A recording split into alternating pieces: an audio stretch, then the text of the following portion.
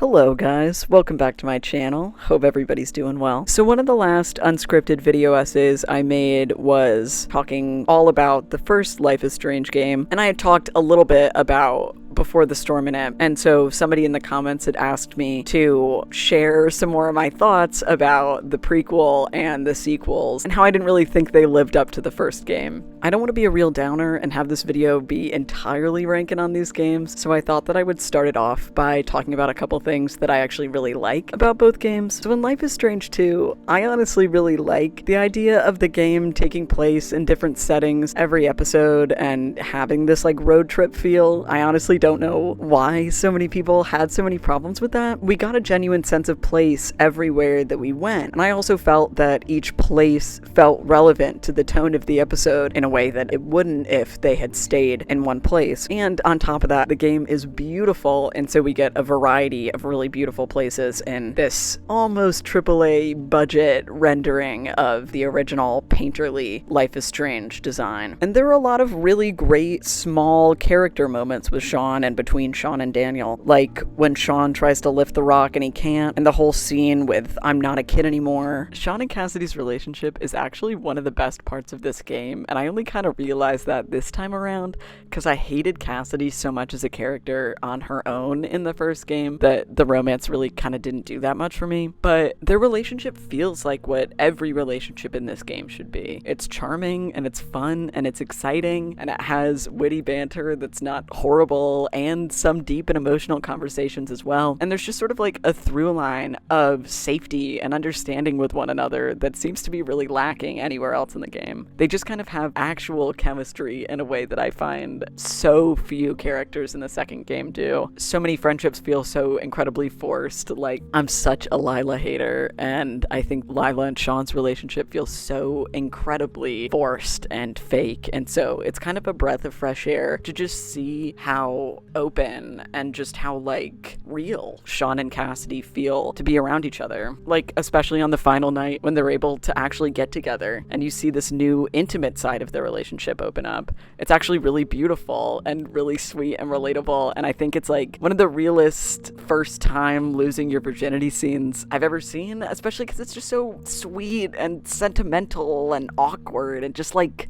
good. But it also really annoys me then that Sean is optionally bisexual, but Finn is such a shitty character and they have no chemistry whatsoever. I love the fact that he's able to be romantically interested in both men and women, but the fact that like in order to be with him, you're jeopardizing not only your relationship with your brother, but his literal safety and your criminal record, that I've never actually ended up going that route. I can't do that to Daniel. I love the fact that they actually had kid actors play Daniel and Chris, because I find so many games and so much media with children in general, especially if it deals with more serious topics like this, ends up choosing to have an adult actor playing a child rather than having a child actor. But I think that would have made the already disingenuous parts of this game so much worse. And actually the actors that play Daniel and Chris give some of the best performances out of the entire game. I think they kind of knock it out of the park, especially when compared to some of the adults. The bad guys, the good guys. Not that easy, right?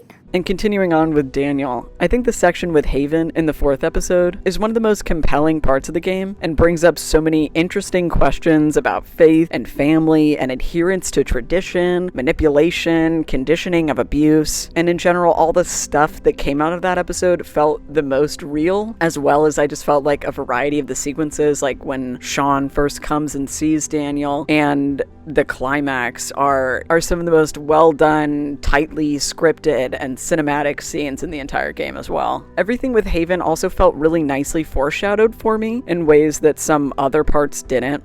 Like how we see them pray with Claire before and talk about religion and everything with Jacob's story. What if he has those powers for a reason? Maybe it's our job to help him too. Guide him. I'm sorry I brought Daniel here. I was just so blown away when I saw what he could do. It was like a real miracle. I thought I'd found my faith again. Especially if you get to know Jacob and help him with the card for his sister, you're obviously kind of acquainted with her too. But in general, I just felt that like this, sort of overarching theme of children's vulnerability and openness and adherence to change and influence is better shown in this than in any other episode. And obviously, the climax of episode 4 is kind of the peak of the entire game. I really feel like that's sort of the climax of the game as a whole. I love you, Daniel. I do too.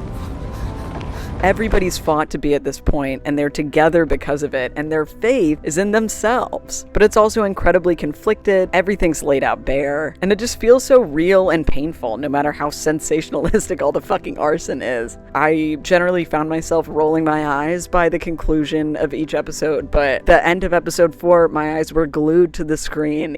I just felt so connected with all 3 of these characters as they're trudging out of this other place. You're wondering what's next. 4 brings a lot of compelling things to the plate. And my final note about good things in Life is Strange 2 is the fact that you can walk upstairs in places. It makes sense as to why in the first game you'd need to press the button so they can change maps and stuff like that, but it just makes the game run so much more smoothly, being able to walk through the entirety of Claire's house or up to the top of the church and things like that. I just really appreciated that. And for Before the Storm, I find there are 3 sort of places where I really appreciate what the game had done, and that's in terms of Chloe's grief, the queer relationship between Chloe and Rachel, and the relationships between Chloe and Rachel and their parents. In terms of grief, I think that's sort of where we're able to see the most vulnerable parts of Chloe, but also some of the most realistic and relatable without this, very hackneyed facade on top of it that we see with Chloe through most of the game. There's no talkback challenges or things like that when it comes to her being upset and angry and confused about the loss of her dad. Am I crazy? Hella crazy. You don't like the perfect relationship we had? I wish you'd lived long enough for us to fuck it up.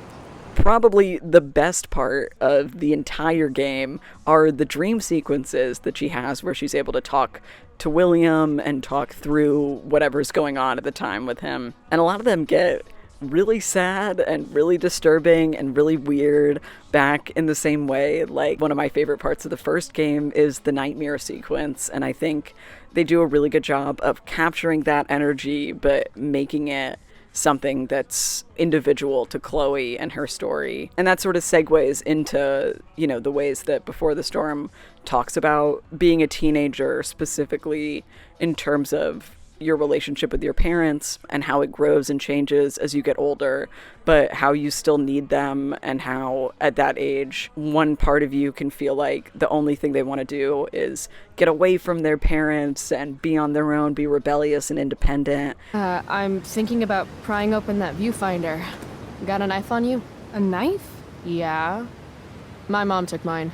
No. How about a nail file?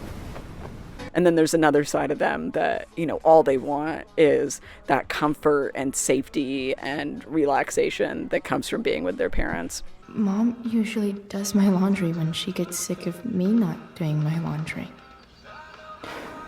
Maybe she believed me for once about never coming back home. I don't need more discipline from you.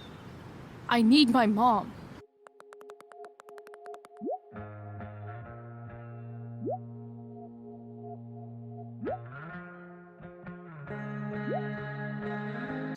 I've carried this photo around with me for years. It's from Mount Hood.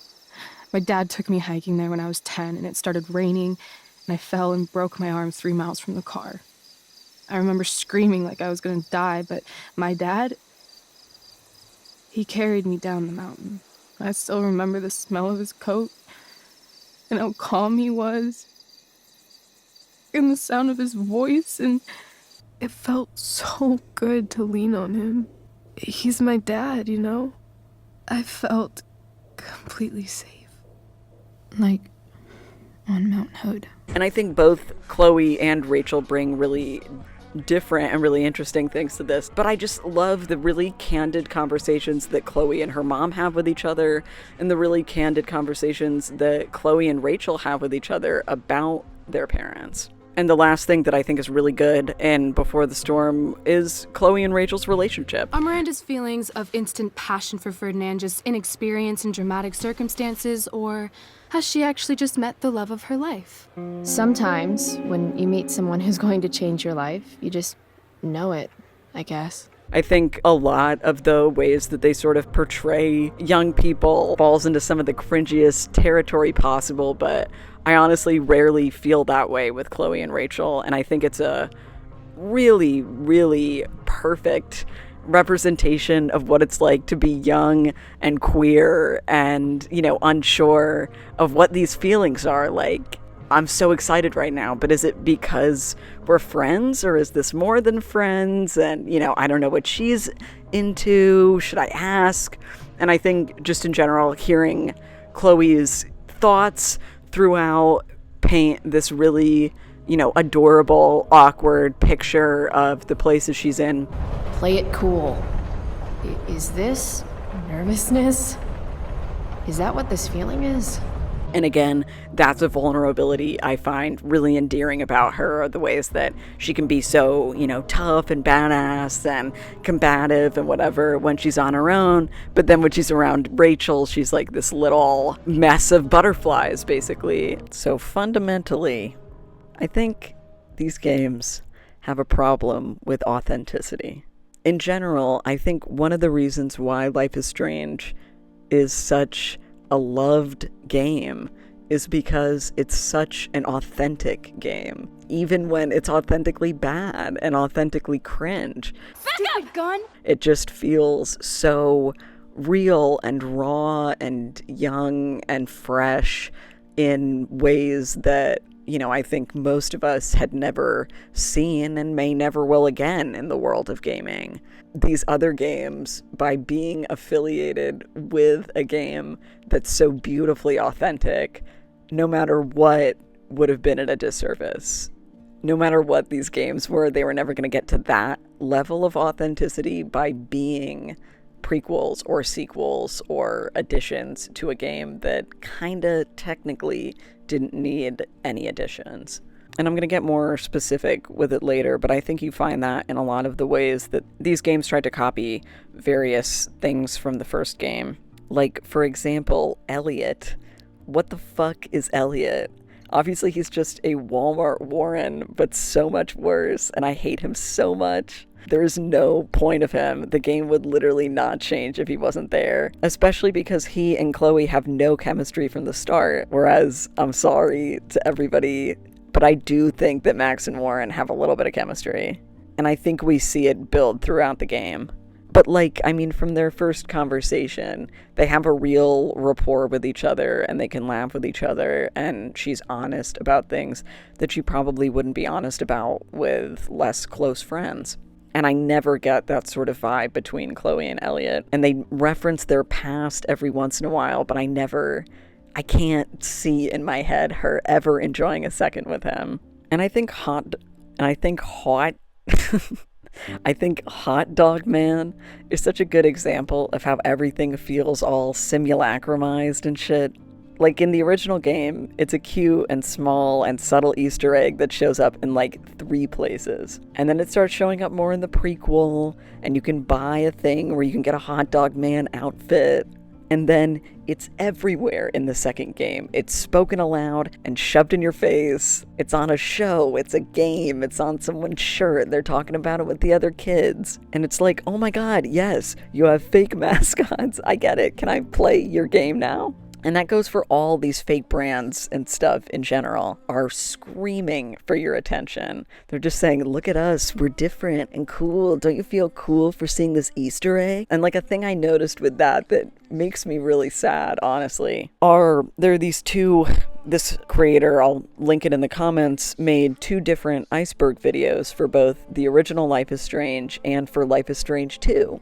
And for the original Life is Strange iceberg video, it's like theories and expanded media and interesting fan works and, you know, stuff about the history of the game and behind the scenes and like all these interesting little things. Whereas the second game's video is basically 90%. Here's all the times that this fake brand showed up. Just lists of references from other video games or to the first game or, fucking Hot Dog Man. I thought that that was such an interesting and stark difference and such an interesting way to see how much that sort of affected the culture around the game. Especially because the original game is so honest and passionate about its love of art and its love of all these different other pieces of media. And I guess this might have been a rights thing because they reference so many things in the original game. I mentioned it in probably both of my other videos, but Catcher in the Rye, Twin Peaks stuff, Tetsuo the Iron Man, Doctor Who, Akira, Diane Arbus, Man Ray, The Beats, Dolly, Andy Warhol, all these different artists and shows and games and things. And that really captures that environment both internally and externally of being this, young liberal arts indie kid that just wants to tell everybody all of the cool, fancy, foreign films that you've watched or whatever. I think that's one of the ways that all of these games that have come after it have shifted in tone, because without those references and the ways that those references are discussed, there's a void left, and they fill it with these fake brands for you to discover in the background. Now, this is actually kind of a problem with all three games, but we find it the most in Before the Storm. That's the ways that these games portray drugs and the very inconsistent ways that they do so. I think all three of these games think that drugs are cool, like teenagers who haven't done drugs yet but want to. And sometimes I think it's endearing, but other times I think it's commodifying drugs into this weird, fine thing in a way that's not realistic, but not stylistic either. And that gets so much worse when you add in Before the Storm's portrayal of addiction and hard drugs with Sarah's mom. They pretend to talk about these issues like drug abuse, but never get past the point of posturing, especially when they're praising Chloe for her drug use, but admonishing Sarah with no redemption for hers. On that note, what if Rachel had just come to terms with a hidden addict mom without the hostage situations and stabbings and things like that? I think it would have been really interesting and intimate, and it would have gotten at this issue much more than whatever dancing around they do with drugs throughout the rest of the game. And it would have mirrored Chloe's story a little better. We don't see it in this game, but we certainly hear about Rachel's hard drug use in the first game. I was thinking, going into the prequel, that they were going to talk about that and that we were going to see where that came from and how that started, but that, really didn't show up either. But I wonder if they had actually delved into that a little bit more, how it would have related to her mom, and if they could have used that as a jumping off point for their relationship and any of the good or the bad that would have brought up for the two of them. And just sort of a last related note with that, I still don't really like the end choice of Before the Storm. It doesn't do much, and personally I would have had it be something around what we heard about in the first game with Rachel and Frank and Jefferson and her supposed drug trafficking and relationship with Jefferson and all of that. Still, I think probably the single most inauthentic thing throughout both of these games is the dialogue. I feel like the dialogue of Before the Storm sounds like what people think the dialogue of Life is Strange sounds like. And the worst part of the dialogue of Before the Storm are the fucking talkback challenges. There was no point of that in the game anyways. That was so obviously just a ploy to add some sort of gameplay into it, because obviously Chloe doesn't have a power, but they decided her power would be the shittiest possible comebacks anybody's ever heard. So because of that, I thought, why not break up this video a little bit? Why not give you guys a fun, silly little treat and add a little cringe compilation into the middle of this video, so I hope you enjoy. But not too cringe, okay? Boy, you won't be disappointed. Who exactly is talking shit about me? Haters on social media. I'm always worried about my city boy. Oh, these fucking planes, man. So funny. Yeah, ha. So what should I wear tonight? A condom. Oh, ha. I was just joking. Ha. You better be. They're looking for you as suspects. Get your head out of your ass, Wells. Hey, dudes! I am drunk. Never seen you get so jacked up over a nice view before. Why so serious? Shit changes so fast. I get so emo sometimes. Finn likes to get his weed on. Aren't you supposed to be at home, thinking over your endless list of questionable decisions? Maybe I am a kid, because this place looks like a damn playground to me. Oh my god, you thirsty bitch. Like a boss. Wells, you should confess to falling for her crap. I don't blame you, though. She's one hell of an actress. Trauma? Yeah. Lots. Yeah, I hear that. Way too much. She go to takes ass. Yeehaw. After you hang up, are you going to smash your phone? Like, in the movies? And if so, can I smash it? Do you know if Rachel is a gamer? The whole point of lowering expectations is so you won't be disappointed in me. Never again. You know she's fake. You can't take your eyes off her. Who else do I know who fits that description? A girl like you with pretty flowers on her bicycle. What a piece of crap. The car, too. I'm a Leo. Meow. Calm down, sweetie. We're allowed to visit the Christmas market. I'm a lone wolf, and you're Little Red Riding Hood. Welcome to grandmother's house, bitch. Go back from whence you came. Stalking is defined as repeated unwanted interactions. How long have my interactions been unwanted? Raining. And, raining. Shit. Oh, lover boy. Just give me a minute. Gee, where did I put the... hold on. This clip specifically, I swear to God, makes me want to literally kill myself every time I see it. The horrible acting, the word lover boy, the pauses, the silence in the moments in between. It's just the worst cringe-inducing entire body being like fucking armadilloed into a little ball. Just worst thing I've ever heard in my life, and the epitome of the cringiness of the dialogue that's come after the first game. Actually, it's not over yet, because now I'm going to give you a little compilation of Sean doing the weird thing where he makes these horribly annoying breathing, grunting sounds every single time that he opens his mouth. You wish. Fuck me. I'm already buzzed. Yawn. How? Come on. Yeah, now we are. Man. Damn. One of the things we see in general with this lack of authenticity is the way that each of these sequels and prequels relate to the first game.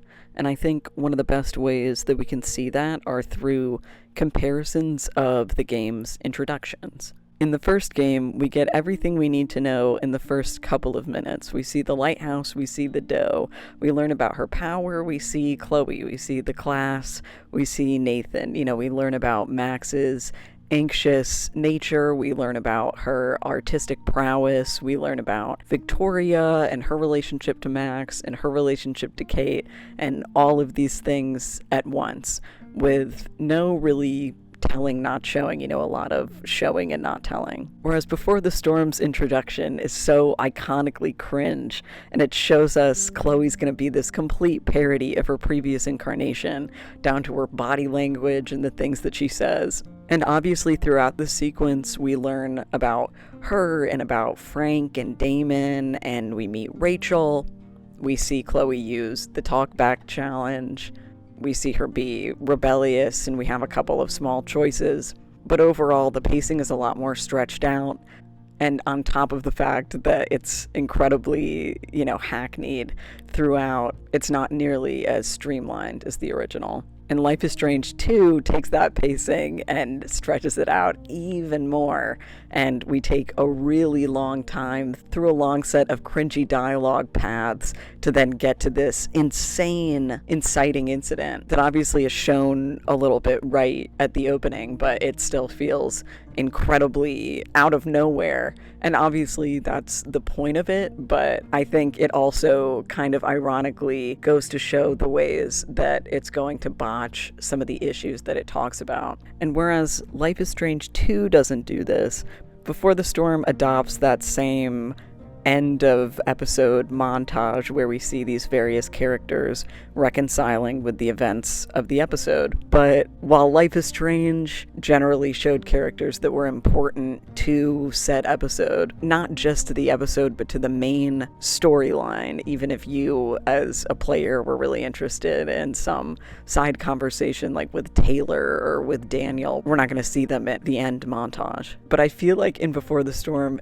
every episode ends with an incredibly long montage of every single side character. And I guess that's because they don't have enough side characters in each specific episode, you know, to be able to create what they thought was a meaningful ending. But I find it really funny that you can see plot threads that you just might not have followed through on at all. Like, I've never played any of the stuff with Samantha. I still don't know who she is, and I refuse to find out because I think she's so annoying. But you see her in all of these montages.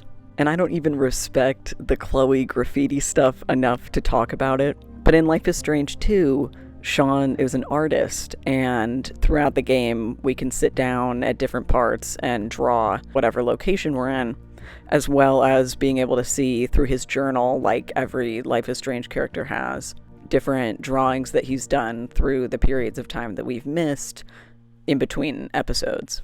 And the one thing that I do think they do pretty well, at first at least, is the whole thing of him, you know, not being able to use his eye anymore, so his drawing ability decreases drastically for a while, but I do think that he gets it back a little too quickly.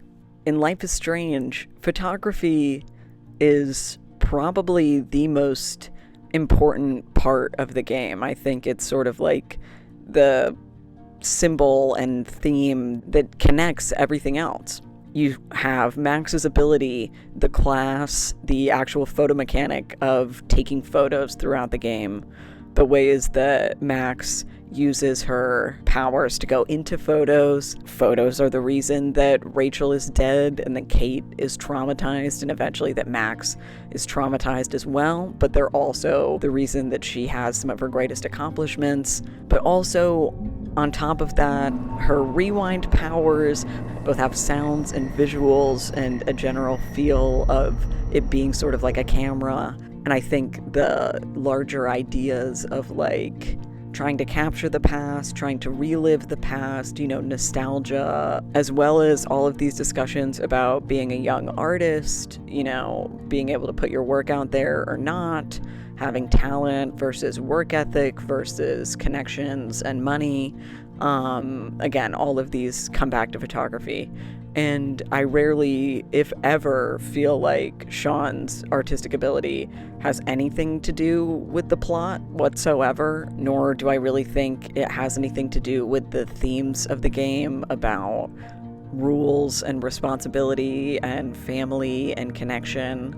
It's a really interesting thing throughout the original game to, you know, go around to all these different people at school, the trucker guy, you know, whatever, and hear of all of their very differing opinions on Rachel Amber, as well as their very different accounts of who she was as a person. And I don't think that this interpretation of her really lived up to all of those different experiences or, you know, ways that people viewed her. Again, like I've talked about I think it's the third time I've mentioned this, you know, there are huge connections between Rachel Amber and Laura Palmer from Twin Peaks, and I think Fire Walk With Me is a much better example of how to create a prequel out of a character that we had only really seen posthumously before. It gives her a voice, and we see her as a multifaceted person, and we find out that some of the rumors are true, some of them are false. We see her good and her bad, but you do kind of understand throughout that Laura does have this, you know, sort of mythic presence, this like supernatural, can be everything type of girl presence, and we watch that kind of fall apart as the film goes on. I guess I kind of just wished that more of Rachel's character would have been like that, but they kind of keep her at one or two specific notes throughout. The other person, and it's funny, the person that we see in all three of these games is fucking David. Like, why would it be him out of everyone? And I'm still not really sure about how I feel about David in the second game. I'm still honestly not really sure how I feel about him in Before the Storm, just because, you know, I think there were SAG strikes or something like that going on at the time, so most of the actors didn't come back to play their roles, and I really don't like the other guy's voice. I'm not sure if it's the same guy or if it's a third guy or whatever, but I don't like the guy's performance or his weird jokes, and in general, I just don't really buy this drastic change in personality and demeanor. Of course, I love seeing and hearing about Chloe and Max and even Victoria, and I do buy Chloe and David reconciling, but in general, it just felt like a very odd choice to me, and didn't really have much to live up to, but didn't live up to that either. And so fundamentally, I don't really think any of these nods to previous characters feel genuine or important, and in general, I find a lot of both of these games are made up of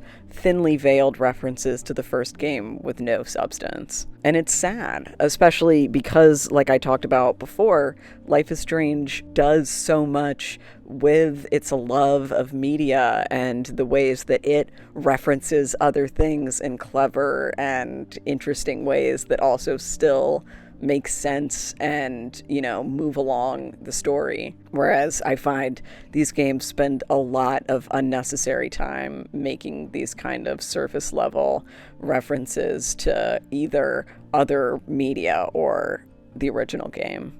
Oh, and the last really weird thing like that I just want to point out is the way that Chloe's journal is basically formatted as like daily letters to Max. And so I think it's kind of extreme to see like the mechanics of a journal as canon. Like, I don't know how Max had time to write all that shit in the first game either, but I find it so funny that they're like daily letters to Max. Like, I have friends that I think about that I'm not friends with anymore, but I'm not writing fucking daily letters to them about everything that's happening to me. So something I've noticed about the relation between all of these games are some inconsistencies about, you know, the sort of logic systems of these various powers. Are there any physical or environmental consequences to Daniel's power? Are there any physical or environmental consequences to Alec's power either? Because obviously, like, Daniel can move things throughout the world, but all of that is under his control in a way that the storm, you know, was and wasn't under Max's control. It's the same world in all of these because David's in this game and Steph from Before the Storm is in the third game. So is that something that's unique to the power that Max has? And sort of like more generally with that, why is it that Max is the only one that suffers these external consequences for her powers? Like, neither Alex or Daniel or Rachel, if, you know, she really does have a power, has a sort of external dissonance caused by their powers that causes them not to be able to use them anymore. Because, like, Daniel is shown using his powers as a young adult in a way that's completely arbitrary and casual. But obviously, one of the biggest parts of the original game is this repercussion, this literal visual symbol of, you know, quote unquote, this action has consequences. You know, one of these large questions is fighting back against your power versus indulging in it. And that in the first game brings up so many interesting, larger moral questions, especially like the theory that I love that sort of it's completely immoral that the game makes us decide, and the fact that like it's immoral that Max is even punished for a power she didn't ask for and doesn't understand. There's a really great video essay about that. I will link it in the description because that's one of my favorite things and makes me feel so much more validated about choosing Bay over Bay. But again, another thing like that, like Max has nosebleeds, you know, we don't see any physical consequences like that for Daniel, and we don't really for Alex either, aside from the fact that, like, they're just tired once they've used their powers in, you know, these large ways. I thought that that was such an interesting added part and sort of like added risk factor to the game. So there isn't really a lot more I want to say about Before the Storm that I haven't said already, but I think the one major thing is something that I've talked about already in my previous video about the original Life is Strange, which is the sort of discrepancy between Blackwell being a college, being a high school, being an arts high school, being a boarding school, or being a normal high school. It seems like it's kind of all of these things and none of them. And in Before the Storm specifically, they spend a lot of time making it seem like this very normal high school that everybody's able to go to. We don't really see any specific talents from Steph or Mikey or Chloe. Similar to like somebody like Samantha or Drew, like why are they there? The fact that Drew's a jock means that there are sports teams at Blackwell, but again, if it's like this prestigious art high school, they're not going to have sports teams. And I think the oddest thing about this in this game is the fact that they're putting on such subpar theater. Like if this is a fucking art school, someone would have shot Chloe by the end of this, right? But already when we see Hayden practicing, he sucks too. Nobody's all that good. And it's just kind of insane to me that at this prestigious art school, kids are really this bad. Like, I'm a notorious theater kid hater. Like, I hate theater kids. I'm not a musical guy. It's just not my fucking thing. But at least I have taste and awareness of like when someone's acting well, and nobody here just seems to be all that talented. It seems like normal high school kids putting on a kind of okay Shakespeare play. Either they just have a shit theater program or Blackwell's just like a normal high school. But aside from that, I think my general problem with Before the Storm is the fact that like it doesn't know what it wants to be. I think Life is Strange has a really good mix of genre blending, and it just finds a way to meaningfully explore each of those genres without making the other ones feel inauthentic or unimportant. And I think Before the Storm just sort of has these two very extreme genres of this kind of crime, mystery, whatever, and this sort of relatable, cute, gay teen extravaganza. And it's just so choppy the way it goes back and forth. And because of that, the theatrics in either of those genres don't really mix.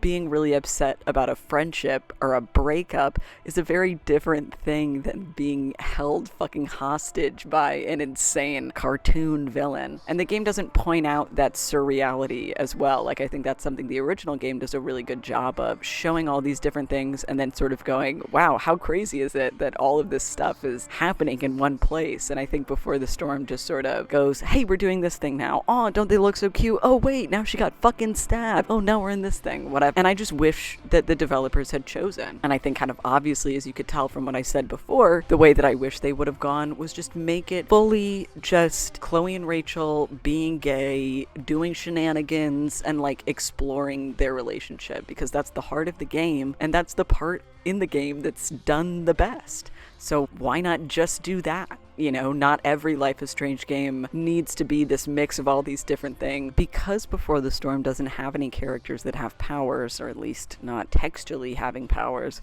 I think it tried to compensate by really ramping up the crime, rebel, drug addict energy in this one, and it just really doesn't work for me. Improving the chemistry and the feel of these two characters together, and, you know, the world they're inhabiting, rather than adding this extraneous storyline onto it, I think it would have been a much better game and a much better companion to the original one.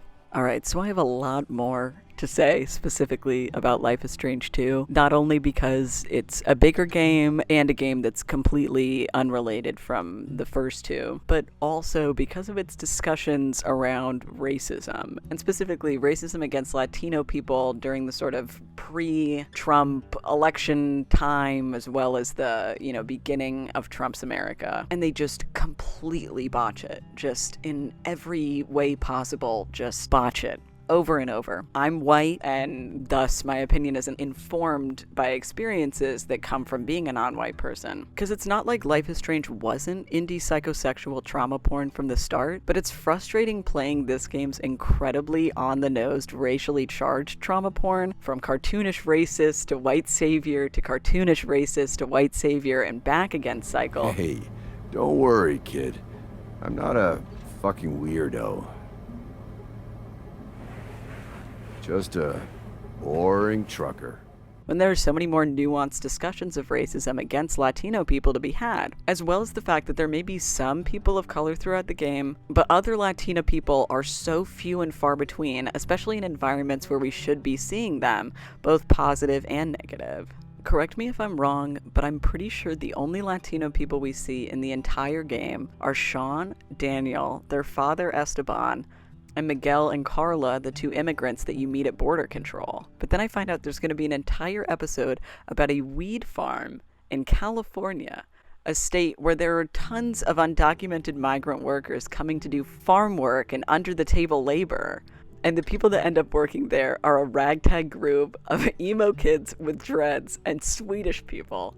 It's insane to me. Obviously, there are many other places that you could have had Latino people besides undocumented Mexican workers, but that's just one where it seems so obvious that it was really surprising to me. You know, what would that have been like to be able to see Sean and Daniel interact with someone that's gone on a similar journey as them and have ended up in this place, you know, rather than have ended up in a cell at the end of their journey? Because one of the most interesting and emotional conversations throughout the entire game is with Miguel and Carla at the end. And I found myself going through this entire conversation, like shouting at the wind, like, where is this? Where was this for the rest of the game? These are the themes of the game. You know, they're talking about family. They're talking about perseverance. They're talking about the system. Both of the people talking are people that, you know, are truly affected by this subject matter that the game is sort of posturing to be talking about. And here's where it becomes very obvious that most of the people that worked on this were white, especially because I find that so much of what seems like the point of the game is to talk about how racism affects white people and how white people respond to racism and either continue it or are, you know, the good guys and help rather than hurt. But I think that kind of makes a really disingenuous point that they sort of go, hey, there are still good white guys left, you know? Is that really just saying, like, there are a couple of bad apples? I just find it so incredibly odd in general that no other people of color, specifically Latino people, are helping them along their journey with knowledge and understanding that can't come from white people. There's rarely any solidarity with other people of color. Penny in the third episode is seen as kind of a freak for being a conspiracy theorist, but he actually says a bunch of stuff that seems really true about the government, which is kind of odd to throw in with this character that's so, you know, obsessed about aliens and stuff. Again, what is that trying to say about the points that he's trying to make? I mean, look at us. Cush gig. But not when they legalize that shit. Then you can work legal on the farm, right? Not if the government steps in. Then the pigs, pill pushers, all bad. But anyways, back to my point before, I'm not saying that there should be a ton of conversations where, you know, someone goes sort of, I'm not white, you're also not white, we are friends.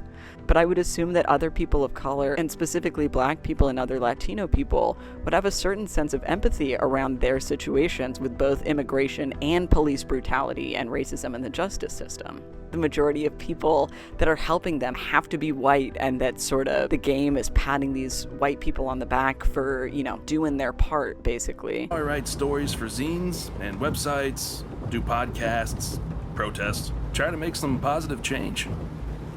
Whatever. And it feels like sort of a more meta pat on the back for the development team themselves for having made a game about all these pressing and controversial topics. And I didn't even have this in my notes, but I'm just thinking about it now. Both endings where we're able to see the journey of one or both of the brothers crossing the border are framed as the morally bad endings. And what does that say about being Mexican? The fact that after, you know, they spend the entire game wanting to get to this place, and the game sort of frames Mexico as like beach and crime, is just at its best disingenuous and shitty, and at its worst, like, genuinely racist. I just find it kind of abhorrent at the fact that, like, they decided that the only way that Sean and Daniel could survive in Mexico is becoming, like, these horrible people that are semi-gangsters and beat people up, and, you know, I don't know, it just... And I know all 4 endings are sad in some way, but that was just something specifically where it's like, really? But a larger note on that is, you know, what is the game trying to say about police as well? What does it mean that all the good endings come from after being arrested? After I feel like a lot of the game was trying to show you the ways that these boys were forced to do all this bad stuff and how it wasn't their fault that it had to be done because the adults and the systems in their lives weren't allowing them to survive in a healthy way. And if literally the inciting incident of this entire game is an instance of police brutality, the fact that the good ending is Sean turning himself into the corrupt system that started this all in the first place and paying the debt of all of these white people that have done this to them is just, again, kind of abhorrent. Especially like the stupid symbol of Sean's glass eye being white or black to symbolize his morality, again, is so corny, but just sort of hammers in this point of like, seriously, like, you began this game by apparently trying to say that police are bad, but are basically ending it by saying police are good. You trust in the system, that this is how justice works, and that Sean is someone that deserves to have justice rained down upon him. And another just sort of tangential note about the coppery in this is the fact that, like, when Sean and Daniel are brought to border control, it's not the actual border patrol that found them. It's not cops. It's, you know, these crazy hillbillies basically, but they make sure that the cops are good in this instance. They make sure that the cops take care of Sean and Daniel, and that they make sure to say, oh, we don't hurt children here.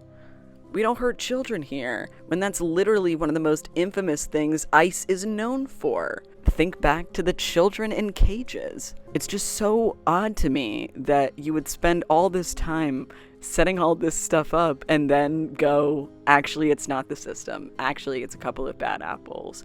Actually, ICE is fine. It's actually these crazy Trumpies that are doing it. And also, it's so on the nose. The fact that the end takes place on 4th of July is just so on the nose. It pains me. Alright, so in between these major, heavier chunks, I just want to do a little bit of nitpicking with the game. The first thing is the fact that this game is so glitchy. I've heard that the remasters of the original Life is Strange and Before the Storm are really glitchy as well, but I took a look at the trailer and decided I'm not going to spend my money on whatever that is. But on top of it being glitchy, it's also just really clunky, especially like when he's drawing and he has to like stop halfway through and have this weird shot that's kind of a cutscene, but not really. And sometimes he says stuff just to go back and do exactly what you were doing. Like, it takes me completely out of whatever semi-flow I had, you know, drawing like Sean. But that happens in other places as well, not just with drawing. There's a lot of things where sort of you think you're going to be walking and actually it's a cutscene, or you think it's actually a cutscene, but now you have to walk, but you have to walk for 5 feet before another cutscene happens. And I don't know, I always just really hate stuff like that. There's always those couple of frames that are sort of off when things are first setting in, and everything just consistently takes you out of the world. And like I said before, you know, I genuinely appreciate the vibe of the game, and I like the fact that we're traveling to all these different places, and specifically there are a lot of little worlds in the game that I want to stay in and, you know, really like relish in the moment. But just having these sort of pockets of enjoyable activities with these dumb comments about every object in the space obviously doesn't equate to good storytelling or gameplay. And the other sort of nitpick I have is the pacing. You know, every episode has like 3 different endings, like not choice endings, but structural endings. The pacing in general is insane. You spend hours doing basically nothing. You know, the beginnings of a lot of episodes have nothing to do with the rest of the episode, like Sean and Daniel in the house, and, you know, Sean hitchhiking and whatever, Sean in the hospital and hitchhiking, and, you know, this sort of hour and a half that you spend just like waltzing around Karen's little Arizona trailer park. And again, sometimes that's fun, but it drags it out so much. It gives you such insane whiplash once things actually start to happen.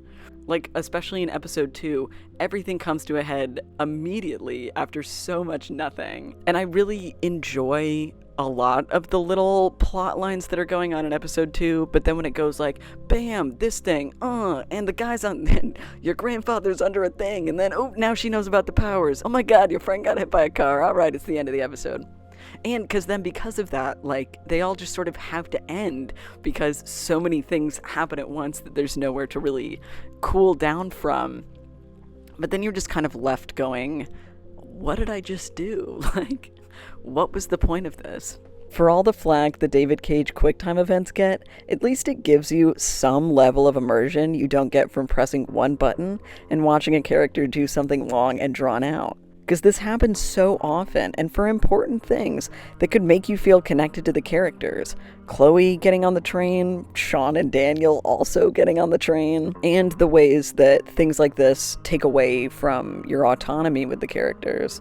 Like in Before the Storm, you don't have to remember the code to Rachel's dad's office, aka remembering her birthday. You also don't get to decide if you want to take off your underwear or not when you get in the water with Cassidy. Final note while I'm editing is the fact that this game also does the complete opposite thing and makes you do incredibly boring things for insanely long amounts of time, like the fact that you have to literally trim these weed butts for like 7 fucking minutes straight. It's like actual torture. It's worse than the bottle sequence. Oh, and actually, the other teeny weeny nitpick is there's no sound when you're acquiring items. One of my favorite parts of the first game is the little ba-da-da. That just, I can hear that sound and I feel like I'm back in that world, you know, all of these little details in the original game, the button presses, you know, the way the music comes in quietly when you're waiting in the menus and stuff, like it all really adds to the environment. There's no background music when you're looking at Sean's backpack, you know, and there's no sound when an item goes into your backpack or anything, and I think that's just another element of the game that feels kind of hollow. The last thing we need to talk about here is Karen. Karen is literally the villain of the game, I swear to God. Karen is crazy, and I can't believe that her character is a character in this game. It genuinely astonishes me that people sat down, decided that this was right, put it in the game, and released it. Life is Strange has a weird propensity for making people leave and ghost for little to no reason, and they also decided that vacant mothers was a really fun niche. It makes me really upset because I can tell that similar to all of these, you know, things that they talked about with racism, the developers were trying to genuinely make a point about women's autonomy and the ways that women are forced to have kids and get married when they don't really want to because of societal expectations. And I think that's something that genuinely we need to discuss, and women have been discussing for quite a while. But the way that they go about it in this game is so horrible and completely kind of overrides all of the points that they're trying to suggest again. I wasn't meant to be a wife or a mother. I thought I was supposed to. I tried to pretend for many years, but I wasn't happy, and the urge to leave just became unbearable. I had no other choice. I fooled myself, thinking I'd find satisfaction into what society expected me to be, and that was my mistake. I hope someday you can understand that. She's so selfish that it drives me insane. Like, I'm sorry. I really am sorry that you did a thing that you didn't want to do, but you can't just blame it on society if you're just going to go and completely run away. Especially when one of your kids was literally cognizant and like knew who you were and you left. But also, there's a quote, and I'll find it, when she's like, "But you wanted a clean break from us." That's what you say about like a summer fling, not your literal child, because he's an infant and he won't remember you. It's insane to me that she would think that at all, decide to say it to her own son. But in general, it's like, with the way that she talks about what she wants and the things that she went off and did, I'm sorry, man, but you sowed your seeds. Get a she shed, go on a meditation retreat, hang out at some coffee shops, and write poetry while your kids are in school, and wait it out a couple years and they'll be empty nesters. And if you really want to go away then, you can. It might be shitty, but it's not as shitty as leaving. One of your kids is like 8 and the other one's like 1. And the other thing that really drives me crazy about Karen is the fact that throughout all of the conversations that she has with Sean and the apologies that she's seemingly making, she never talks about missing them. She never mentions a memory of them from the past. You know, she never shows any genuine care for, you know, what she did. Not even a fucking birthday card. But she does talk over and over again about Esteban, which of course Sean is grieving Esteban and Karen is as well, but it's like, it just really rubs me the wrong way that she spends her entire time reconnecting with her son talking about her failed marriage rather than her relationship to her kid that's, you know, sitting right there. I was in love with your father. He was the best person I ever met. But just not enough for you. I do miss your father. He had such a big heart. He could brighten up a rainy day. That was like his superpower. Well, I love it. And we didn't fight much, but when we did, I would go out on the porch and light up so I could calm down. Esteban would come over and ask for drag. And we just look up at the sky, watch the stars, the planes. I do miss that. And then genuinely believes that she's done enough for her kids to be totally fine. That, you know, her sorry and her buying a burger and, you know, breaking her kid out, even though Daniel literally broke down the doors himself, is enough for complete forgiveness. And I think the game believes that too. And that's one of my biggest problems with it, is that, like, I think the game believes that Karen's worthy of forgiveness. And I completely disagree with that, honestly. And the game, like, admonishes you when you don't accept her love, and I also find that really kind of offensive. I bet there are a ton of people out there that have gone no contact with their parents and played this game and were just, like, furious at the fact that the game was mad at them for not, you know, siding with Karen. It's like you can't even realize how much pain you've caused. Why does Karen have such a penchant for arson? She started in arson in 10 fucking seconds. It's kind of insane.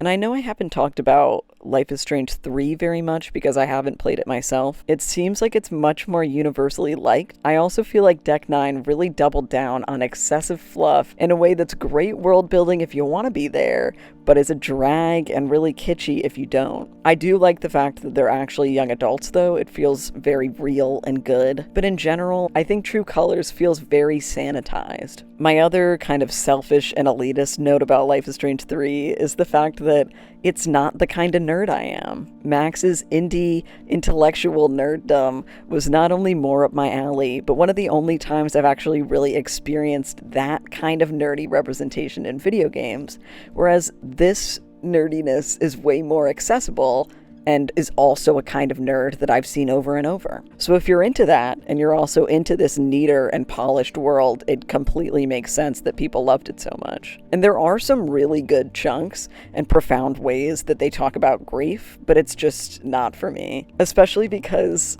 I think it has some of the worst performances in the entire franchise. I was really invested in Charlotte's story and the anger that she had around everything, but she was such a bad actress that I couldn't fully get into it. So I want to conclude by saying, just because something checks a ton of boxes doesn't mean it's good representation or that it's a good continuation of whatever the original piece of media was. It's really cool that these are queer main characters, that one of them is a person of color, that these games try to discuss issues like racism and addiction and sexual abuse, but at the same time, focusing on these types of issues and the ways that you could expand a story more diversely doesn't always work. Sometimes you need to start from a narrative perspective. I think a lot of the best ways that people are represented are through people just being represented. You know, I think one of the things that we hear a lot about representation, and that I'm going to talk about in a video that I'm working on right now, is that, you know, we want a character who's a character and also gay. It's a person and also they're black. It's a person and also they're trans. And I feel like that comes from people from their own groups writing about themselves and works that are like genuinely well informed and caring about the people that they're writing about. And I don't feel like Life is Strange 2 did that for Sean and Daniel. It felt to me like a story that was built from the top down about how to rewrite the original Life is Strange story to talk about the ways that these white men were affected by the Trump era.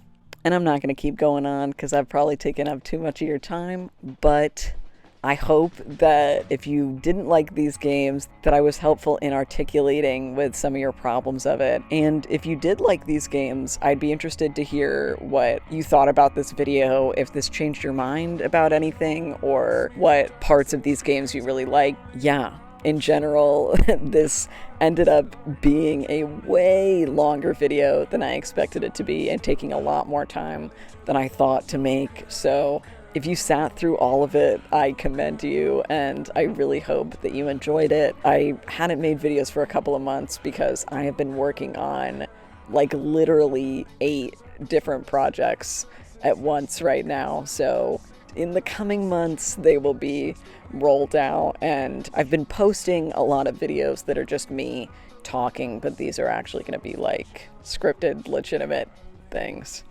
Make sure to like and subscribe. I can guarantee you that this will not be the last time I talk about Life is Strange on this channel. So if you're interested in more Life is Strange videos down the line, I'll see you then.